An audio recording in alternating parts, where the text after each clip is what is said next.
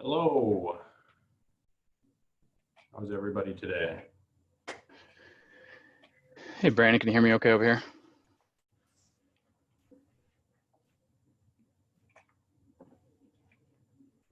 We're waiting for our friends at BlackRock to join us here, everybody, and then we'll get started.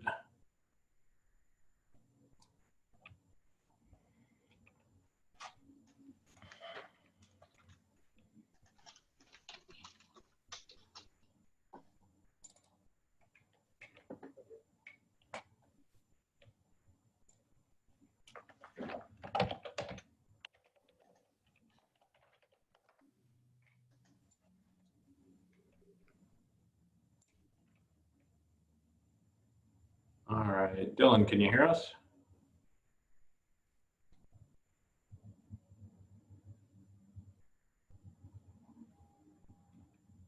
Hey, good afternoon, Brandon. All right, thanks for joining us, everybody, today. This is the fourth in our series of webinars this month as we try and help understand where we're at, how we got here, and where we go with the market. We're happy to have Dylan here from BlackRock to help talk us through today. So I will turn the presentation over to him. If everybody remembers, if you've been on in the past, we're doing questions through the Q&A functions on Zoom. So feel free to click on the Q&A down at the bottom of your screen, or on the bottom if you're using a phone or mobile device as well. And we'll be happy to answer any questions that you have. Dylan, you can go ahead. Perfect. Hey, thanks, Brandon. Can you hear me okay? Yes. Good. Well, good afternoon, everyone, and thank you so much for having me on the call today. Brandon, Matt, to your team, wanted to say thank you for everything that you're continuing to do on behalf of your clients. It's really cool that we're embracing technology. I think this is the fourth virtual kind of market update conversation that you've had. So thank you for doing so on behalf of your clients. On behalf of all of us here at BlackRock, I did want to just start by saying we hope that everyone on today's call continues to be in good health and stays safe. Within the next 15 to 20 minutes or so, what I wanted to share with you was some perspective and slides from our Student of the Markets guide. This is a monthly piece that BlackRock creates, and it's really around big picture trends and observations around what's happening in the markets. But before we even dive into how COVID has shifted and impacted global economies, I did want to just quickly share BlackRock's views a few short months ago coming into 2020 to provide you with some context of not only what they were, but maybe how they've changed. Right, so if we think back to January, which for everyone on today's call, I bet we would all agree that feels like a lifetime ago. Right, but just 4 or 5 short months ago, we entered 2020 coming off of one of the best years ever in the market's history. In 2019, U.S. stocks were up over 30%. U.S. bonds were up nearly 9%. And if we put those two returns together, in fact, 2019 marked the 5th best year ever in the market's history. And as we moved into 2020, the market continued to move forward, set new all-time highs. And the market was largely being driven by a really strong yet stable economy. And in order for us to understand our economy here in the U.S., it's critical that we understand the health of the consumer. Right? All of us on the phone today, the end consumer, we are responsible for driving nearly 70% of the U.S.'s economic activity. And the consumer was in a position of power just a few short months ago. Back in January, we had record low levels of unemployment, 50-year lows. People that were in the workforce were consistently bringing home a bigger paycheck. We were seeing stable wage growth. Retail spending was robust. Consumer confidence was through the roof. When we combine a strong consumer and low unemployment, low interest rates, and right at the end of last year, some improvements around trade concerns, and BlackRock believed that 2020 was shaping up to be another good year for the market. And obviously the COVID has impacted, a global pandemic has impacted how we think about the world today, right? Life looks a lot different than it did just a few short months ago, right? While we hear some positive news that airlines are seeing more bookings than cancellations here in the last couple of days, airports are still seeing a 95% decline in the number of passengers from the same time a year ago. Right? We have small businesses, non-essential businesses that have been forced to close their doors. For anyone on today's call with school-aged children, a friendly reminder that schools are closed in all 50 states. And again, life today looks a lot different. So let's jump into maybe how this is impacting the markets. Let me just see here. I'm going to try to share my screen. We'll go through some of the slides that I mentioned.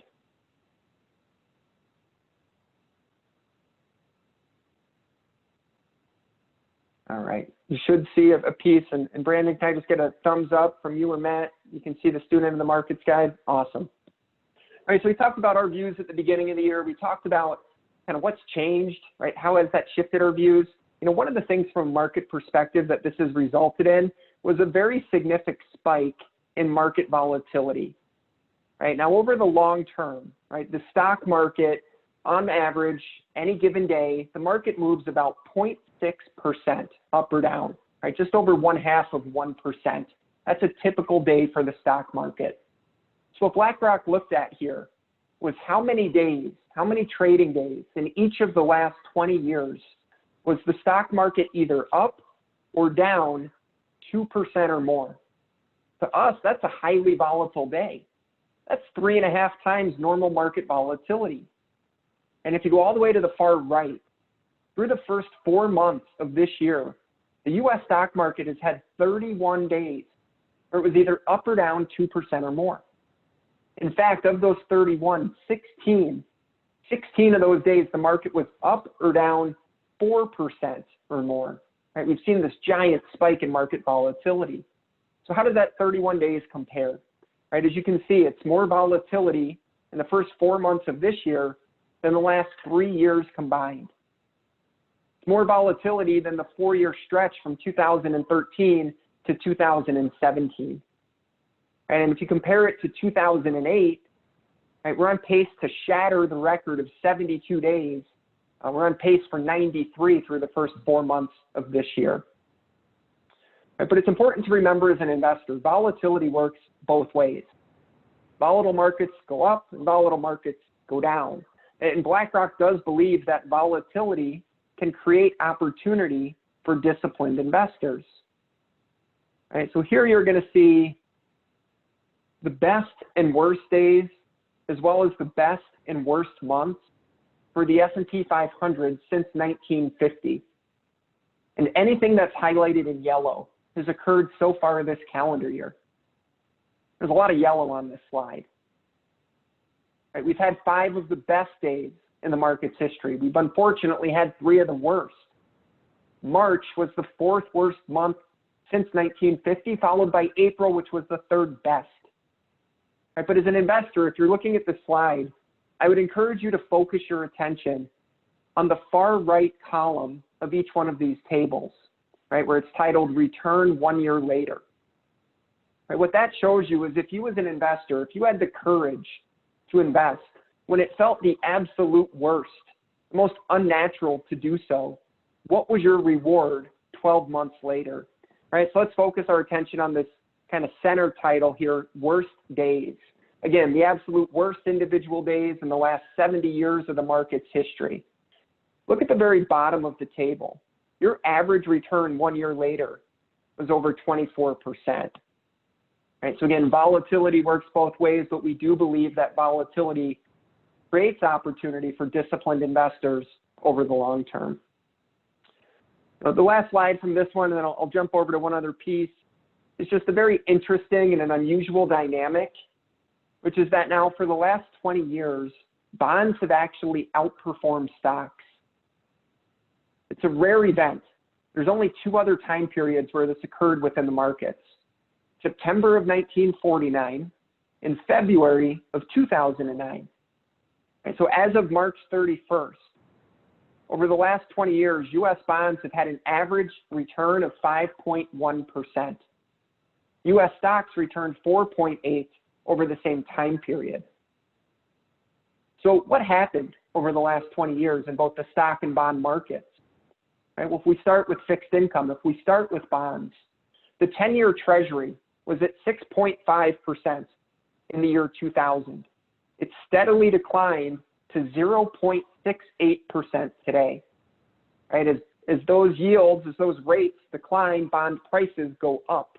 And it's been a very supportive environment for bonds, which generated a very strong return, 5.1% per year. Within the equity markets, it's been a tough 20-year stretch.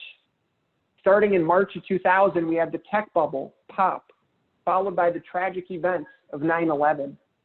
As a result, U.S. stocks were negative in 2000, 2001, and 2002. That's the only 3-year stretch where stocks lost money. Fast forward 5 years, we have the financial crisis. From October of 2007 to March of 2009, U.S. stocks fell by over 55%. And then most recently, we saw a 34% decline in just 23 trading days.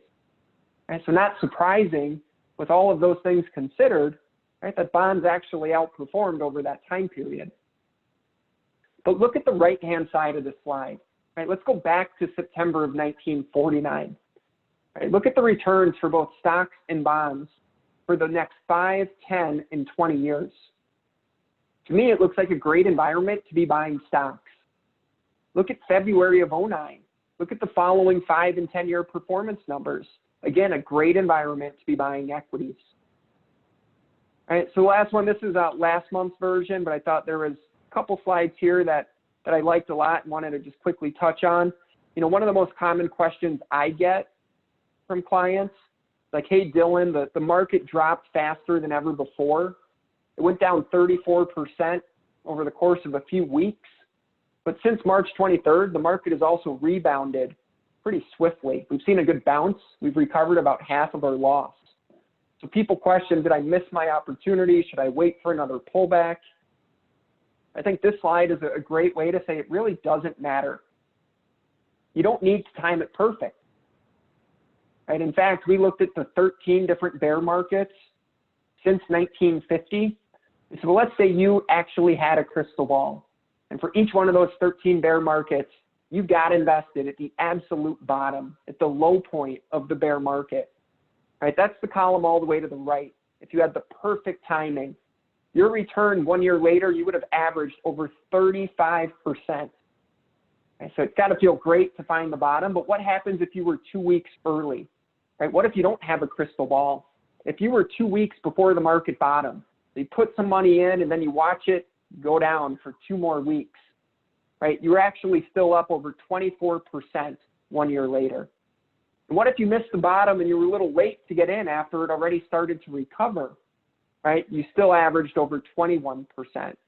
And if we compare that to long-term returns of, call it 8-9% for equity markets, right? The market still needs to go another 20% higher just to get back to where we were in February. Right, so to that extent, BlackRock still thinks now is a good time to get money invested, right, if we have it sitting on the sidelines. And then the last one I wanted to touch on is simply this one, which is as we turn on CNBC or MSNBC, right, we hear a lot about the market. They tell us in points what the market's doing because our market's grown to such a high level that's eye-popping, points, not percentages. Right, but nobody on today's call actually owns the market. Right, we all own a diversified portfolio. We own U.S. companies. We own emerging markets. We own big companies, small companies. We may own some bonds. Right, we're a diversified investor. And I'll be the first to admit, being a diversified investor never feels great. When times are good and markets are skyrocketing, you're going to lag. You're not going to keep up. And in times like this, when markets fall, it's not going to feel great because you're still going to be down. Right, so what we looked at was, let's compare the U.S. stock market. There we use the S&P 500 largest U.S. companies, and we compare that to a diversified portfolio. And we went back over the last 20 years, and we broke it down into these different time periods. And again, you'll notice from like 2000 to 2002 or 2008 or the first quarter of this year, When markets are going down, a diversified portfolio isn't not a magic bullet. It's still also going to decline in value, just by not as much. But as an investor, it still feels pretty crappy to be losing money. Right? And then when we see markets recover like they always have, so from 03 to 07, or look at the expansion from 09 to 2019, over that 10-year stretch, U.S. stocks are up over 350%. A diversified portfolio was up about half. You start to question if Brandon and Matt know what they're doing if your portfolio isn't keeping up. You're wondering if you should be taking on more risk. Why don't I have more of my money in just U.S. stocks? Right? But I think the most important numbers on this slide are the ones in yellow at the bottom. Right? In fact, if you can lengthen your time horizon, look at the entirety of that 20-year stretch, right? The diversified portfolio actually comes out ahead. It actually ends up making more money. It doesn't feel great along the way, right? But there is a method to the madness. Right? It is important that we as investors stay diversified. So those were the kind of the prepared remarks, guys, the handful of slides that I wanted to share with the group. I think I saw a question flash in the chat room, but I think we're going to, if we can, open it up and see if there's any questions from the clients, and we're glad to try to help answer those where we can. Thanks a lot, Dylan. One of the questions that we have here is a new phrase, reversed interest. She was wondering if you could talk about that. My guess is that it's a reference to negative interest rates. And I know Chairman Powell has talked about that a little bit in the last week. You want to weigh in on that some? Yeah, so as it relates to negative interest rates, negative interest rates is something that we've seen now for the last couple of years in a number of areas of the world, but not here in the U.S. Right? So a lot of Europe has played around with trying to utilize negative interest rates as a way to stimulate and grow their economy. Right? We hear that fancy term, quantitative easing. Right? Think of negative interest rates as another attempt at quantitative easing. Right? If you have the option of going and buying a bond where you actually have to pay to own that bond with a negative interest rate, you're fairly incentivized to not go and buy the bond. And what is the alternative? Go stimulate the economy, spend the money, buy stocks. Right? Fed Chairman Powell has been very clear that we are not interested in having negative interest rates here in the U.S. Right? Our Federal Reserve feels like that was somewhat of a failed experiment with Europe. Right? They've had negative rates for the last couple of years, and it has not succeeded in stimulating their economy. So that's just some broad thoughts, Brandon, around kind of negative interest rates. Our belief, our base case is not happening here in the U.S. Rates will stay low, but not going to go negative.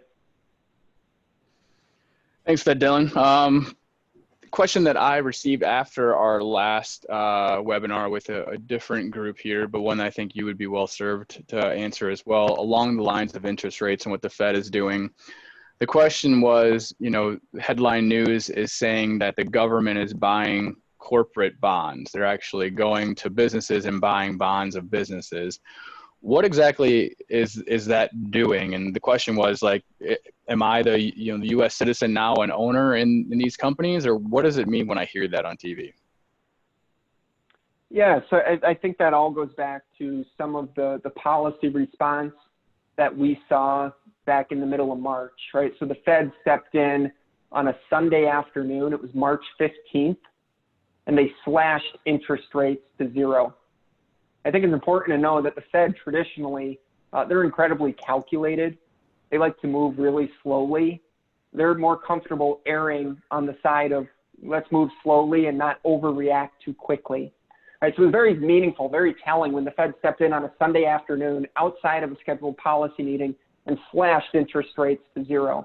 And they did that in an attempt to try to save the economy. But in addition to slashing interest rates to zero, the other thing that the Fed announced is these asset purchasing programs.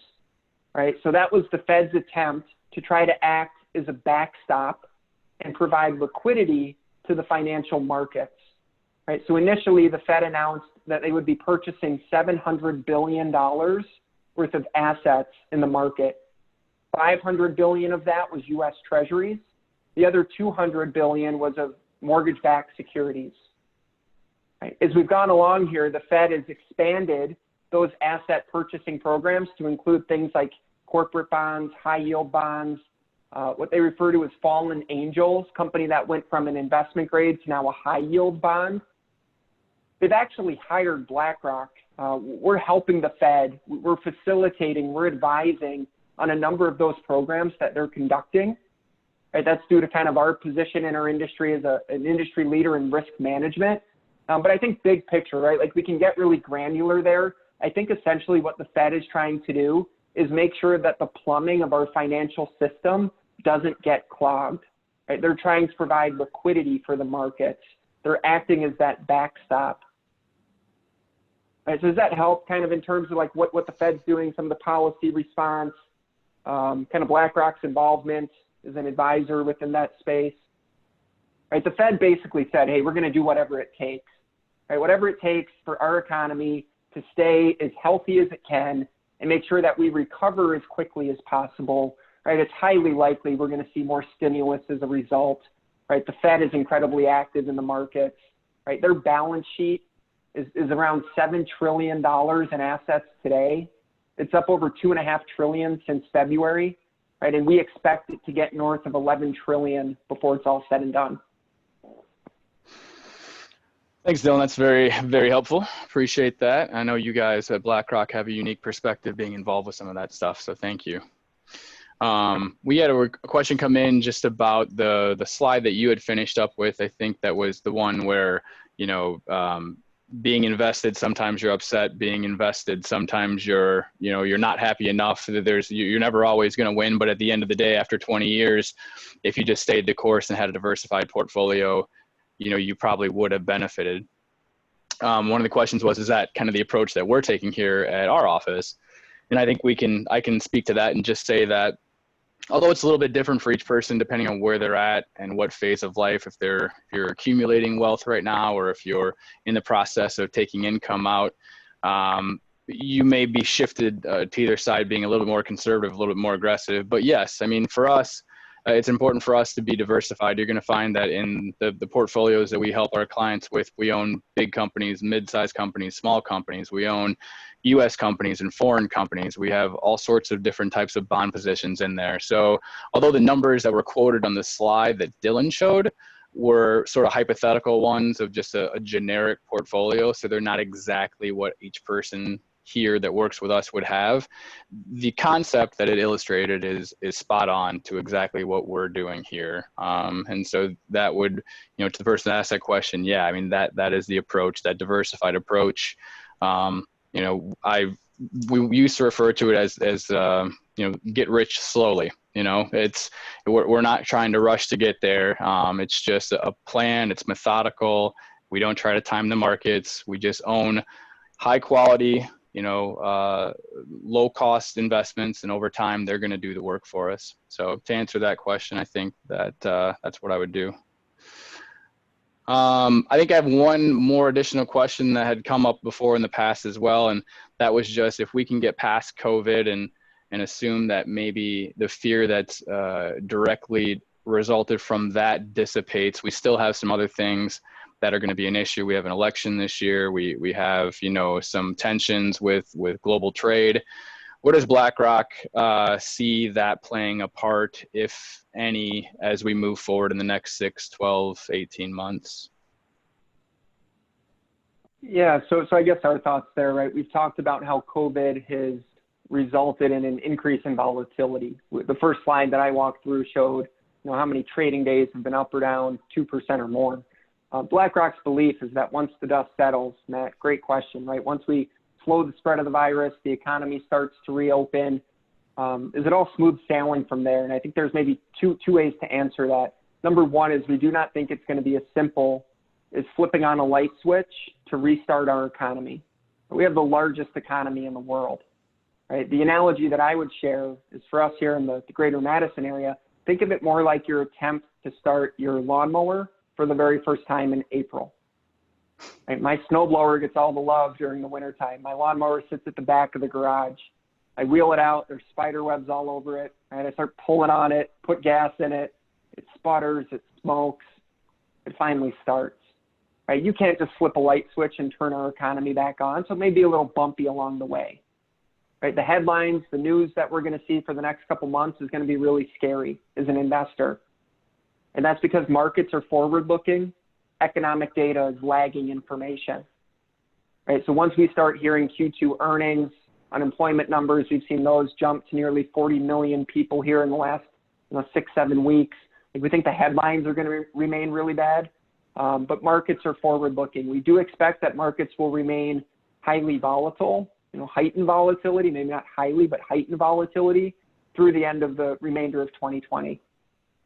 Right, so that's kind of the thought around volatility, the reopening of the economy. But again, if we look at where we're sitting today, U.S. stocks are still sitting 20% off of February 19th highs.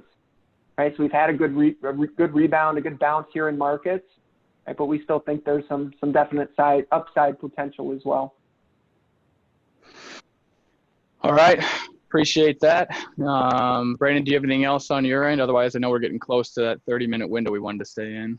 Yep, we're getting right up against the time there. I don't have anything else. There aren't any other questions. So I want to thank Dylan for coming on today and sharing BlackRock's insights. We definitely appreciate that. And they are a good partner with us here at Midwest Financial Group. And if you've been able to be a part of any or all of the webinars over the last couple of weeks, you know that we are reaching out and partnering with a lot of people throughout the industry. So when we put things together for our clients here, it's not just Matt and I sitting in a room banging our heads together to come up with how Midwest Financial Group and our clients' assets will move forward. It's a partnership with a lot of different places and a lot of different specialties. So if you do have any additional questions, feel free to reach out to Matt or myself. And stay tuned to our website and the calendar and events page on there, as there will potentially be more of these coming along down the path, as we have received pretty positive feedback on them. So hopefully everybody has a very nice holiday weekend. Thank you again for joining us, and stay healthy and stay safe out there. Thanks, everyone. Thanks, Dylan. Thanks, guys. Have a great long weekend. See ya.